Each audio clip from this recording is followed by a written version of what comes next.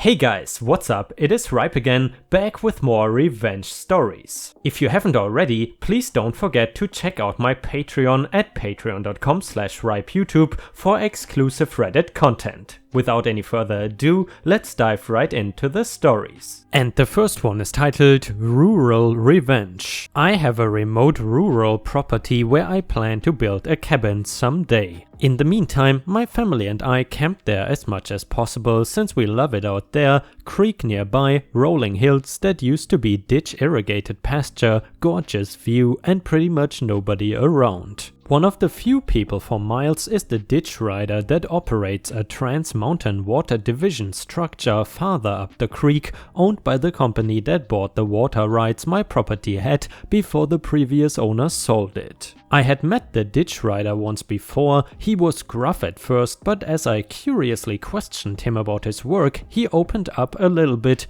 Okay, enough backstory. One Friday evening my family and I arrived to camp out only to find a group of kids in their late teens in the upper field. Pickup trucks, circle of tents and large bonfire. I drove by them on the dirt road and it looked like they were having a pretty chill get together. I didn't mind so much that they were trespassing, but we were in a stage 2 fire ban, so having a fire was a big deal. Here in Colorado, it doesn't take much for a fire to spread and before you know it, thousands of acres are scorched. So I parked my vehicle at our building site, left my wife and daughter there and went up to talk to them. Map in hand, I pointed out that this was private property and showed them some of my favorite camping spots in the nearby National Forest and BLM. And by the way guys, I suppose in this context with BLM the OP means the Bureau of Land Management or something to that degree. Anyway, but since they had already set up camp, they could stay where they were for the weekend. I made the offer that if they wanted to come back in the future, they could if they just asked me beforehand. Not a bad deal, I thought. However, I told them that we were in a stage 2 fire ban and flame, including campfires and smoking outdoors, was absolutely prohibited. I asked that they put out the fire immediately and they did. As I was walking away, I heard one of them say,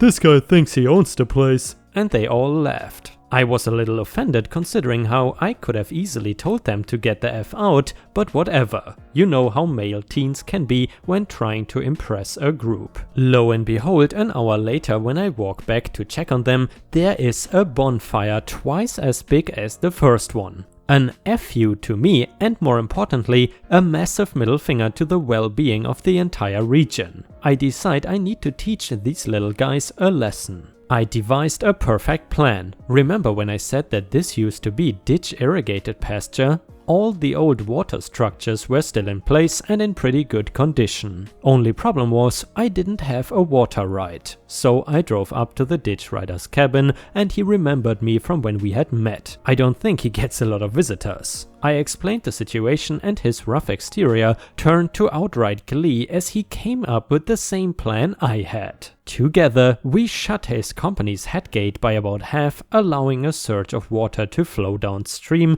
and then drove down to the headgate of my old ditch and opened it fully. From the dirt road on the ridge above, we watched as the water crept across the field, soaked their tents and presumably their sleeping gear, and drowned the fire with a steaming hiss. A mad scramble ensued as they hastily loaded up their gear and drove away. Well, one got stuck in the soggy field for a few minutes and needed to get pulled out. As they passed us on the dirt road, I get a nasty look from the guy who had so indiscreetly told me to F off. I chuckled to myself, it is not like I own the place. And you know guys, I don't know about you, but for me personally, and I don't really know why, these stories about rural revenge or whatever you might call it, especially the ones usually involving farmers, are some of the most satisfying revenge stories for me. How about you? What are your favorite revenge stories? Obviously aside from tree law and HOA stuff.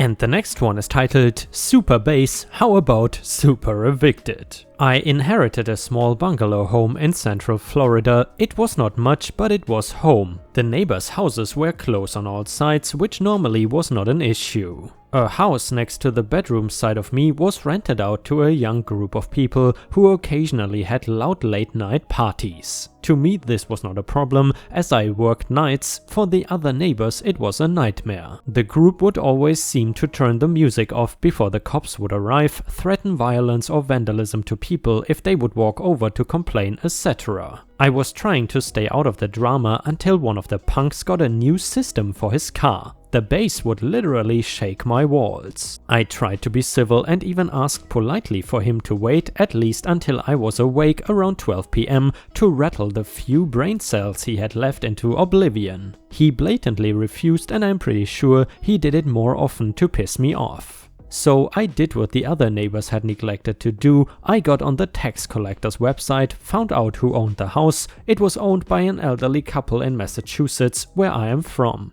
After talking to them and gathering complaints from the others who had been harassed, the landlords had enough and sent them a notice to vacate, which they ignored. I ended up being appointed volunteer property manager and escorted a police officer to hand delivering the eviction notice to them. The look on their face was priceless. And guys, in case you enjoy the revenge stories on my channel, please don't forget to post some star emojis in the comments if you want to support me. Thank you very much in advance. And the next one is titled The Farmer and the Restaurant Owner.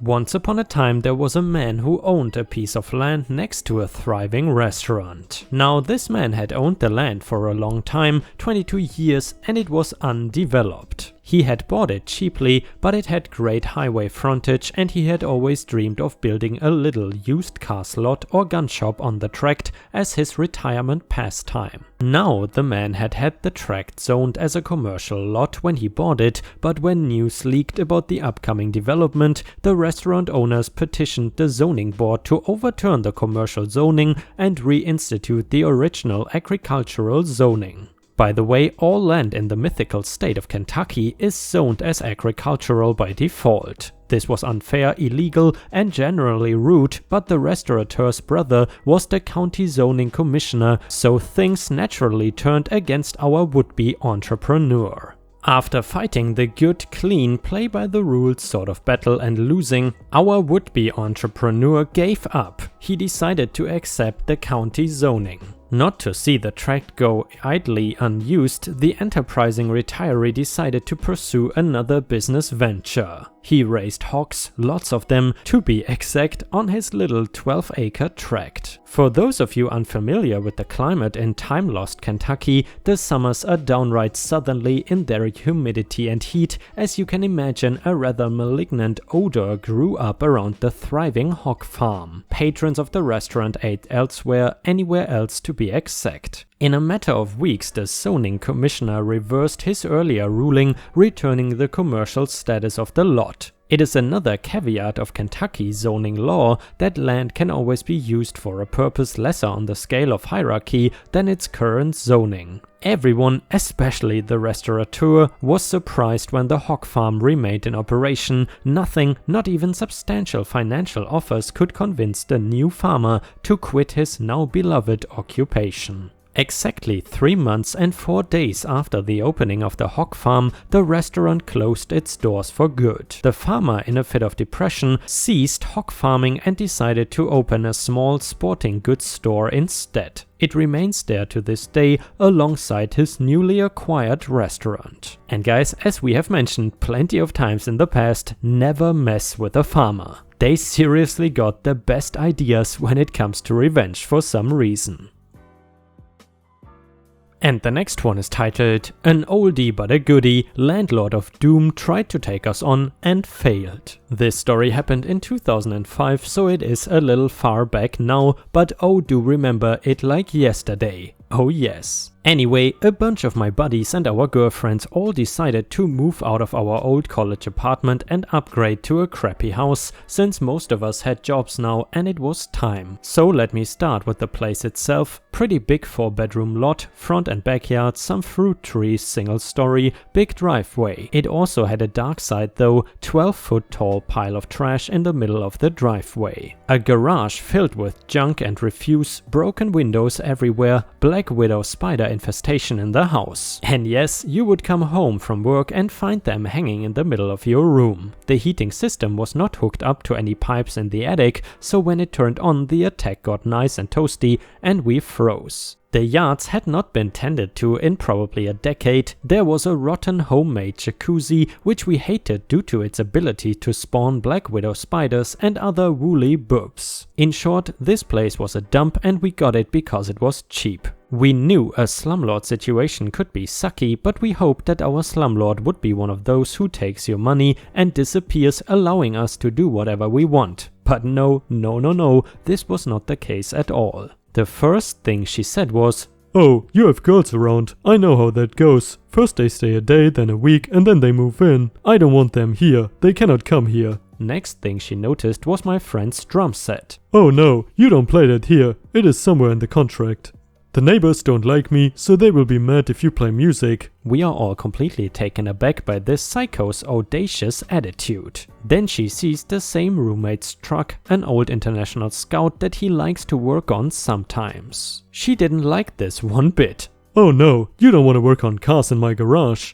I know what you want to do. You want to mess my garage up." It was a horrid pigsty already. She never cleaned her junk out, even though the contract said it would be clean and usable for us. Next tragedy occurs when we try and make the landscape look nice. It was only long dead plants and huge stick bundles prior. Us roommates and ladyfolk get to it and pull out the decades old overgrowth, hidden junk and weeds. We pile them all conveniently in the front driveway so the landlord can come pick it up. Now we have room to do nice things like grow veggies and fruits like we have always talked about.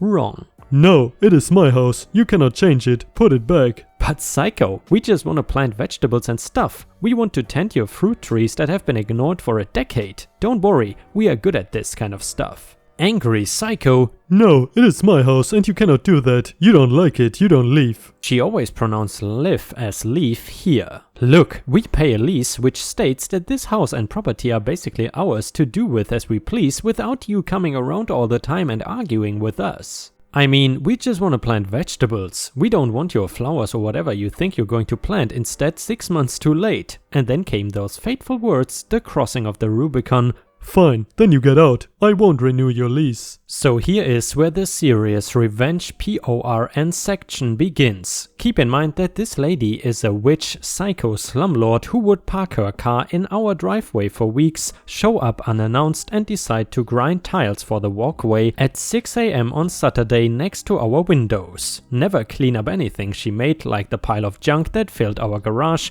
or the full fridge we inherited with rotting food. Anyway, now the situation got serious. I told her she does not have the right to do all of this stuff and she said, "Get out." And so I began my battle plan. First I documented the place by video and stills because I knew those would come in handy later for the inevitable court case. And just as expected, she charged us for most of our deposit based on all the damages she left. What a scumbag. So I plan a 3-pronged approach, small claims plus city housing department plus IRS, all of which worked beautifully. Small claims was funny. She showed up with her ancient mom as her lawyer, who actually fell asleep the whole case. She did not prepare at all and was unfamiliar with the whole process. We stated our case and showed our media evidence to the judge. Landlord scum tried to interject and say it was all made up. He didn't buy her game though. I will always remember this part of the court hearing. Judge: "Mrs. Landlord scum, I am looking at these pictures these boys have given me and I must say that your property looks like a terrible dump.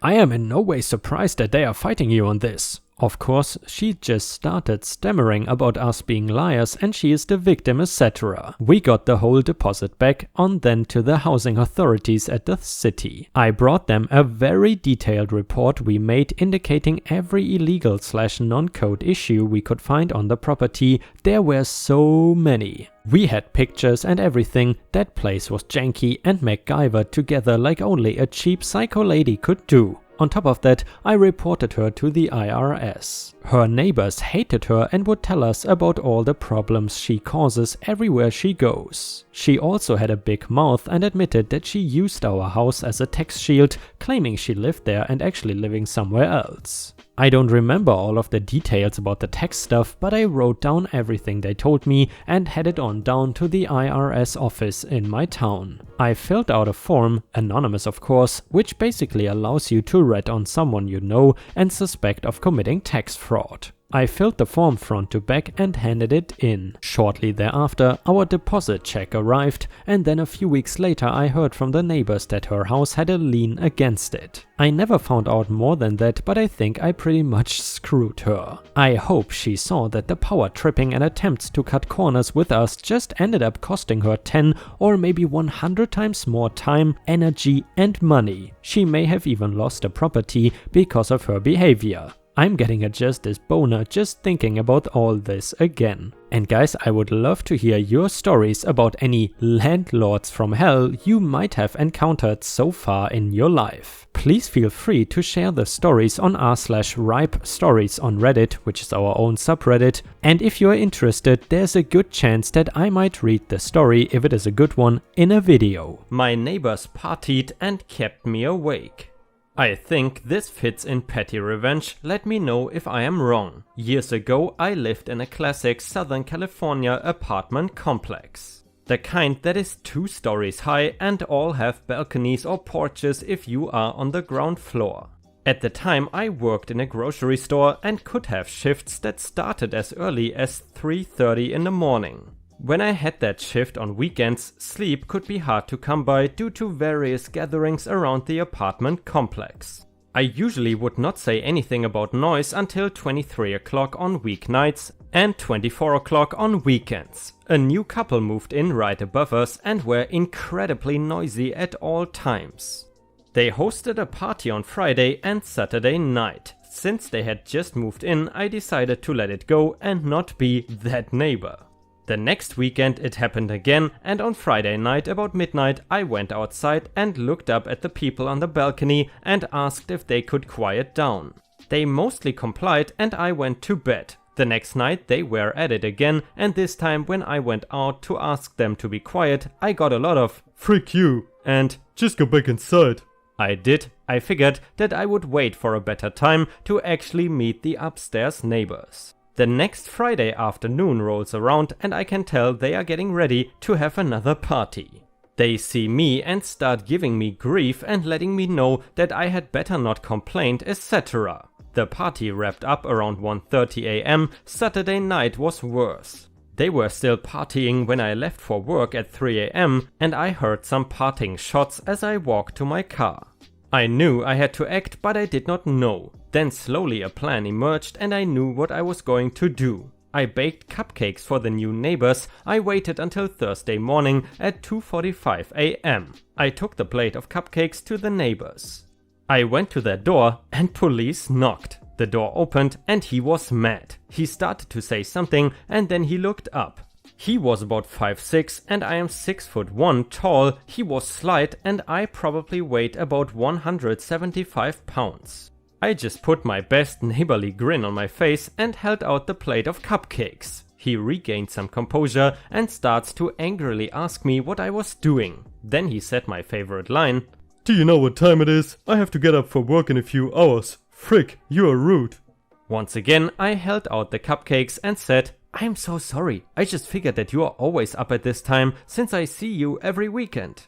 It was then that it clicked in his feeble mind what I was getting at. He accepted the cupcakes. I fully thought that I would have to do this again, but he seemed to have learned his lesson. After that, most parties wrapped up by around 30 minutes after midnight.